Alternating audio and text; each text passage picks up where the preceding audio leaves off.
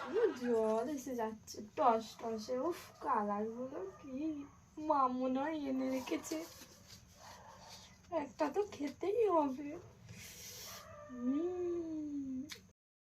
এই কুল খাবি না, সরস্বতী পুজো হয়নি।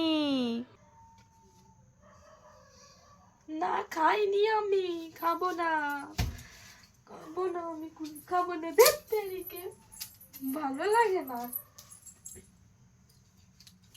কবে যে সরস্বতী পুজোটা হবে আর আমি এই কুলগুলো খেতে পাবো।